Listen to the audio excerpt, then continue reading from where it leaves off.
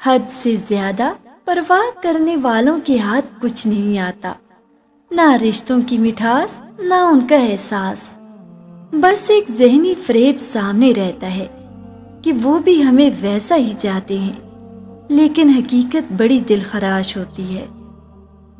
درد کی کئی اقسام ہیں، جن میں سے ایک ہے بے حس ہو جانا۔ درد کی یہ قسم اس قدر شدید ہوتی ہے کہ انسان ہنسنا، بولنا، رونا اور خواہش کرنا سب چھوڑ دیتا ہے، اور یہ درد انسان کو جیتے جی مار دیتا ہے، اور جیتے جی مرنے والے کبھی نہیں مرتے بلکہ زندہ لاش بن جاتے ہیں۔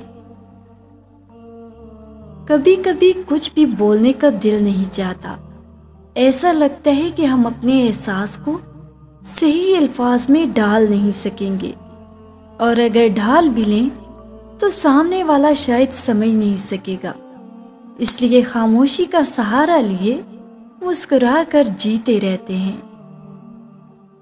حد میں رہنا اللہ تعالیٰ کی بہت بڑی نعمت ہے۔ پانی حد سے بڑھ جائے تو طوفان بن جاتا ہے، اور آدمی حد سے بڑھ جائے تو شیطان بن جاتا ہے۔ اپنی شخصیت کا موازنہ دنیا میں کسی کے ساتھ مت کرو۔ اگر تم ایسا کرتے ہو تو تم خود کو ذلیل کرتے ہو۔ سنو، دکھ دینے میں رعایت کرنا، یہ لوٹ کر دینے والوں کے پاس ضرور آتے ہیں۔ ہر گمشدہ چیز وہاں سے ہی ملتی ہے جہاں وہ کھوئی ہو، سوائے اعتبار کے۔ جہاں وہ کھو جائے وہاں سے کبھی نہیں ملتا۔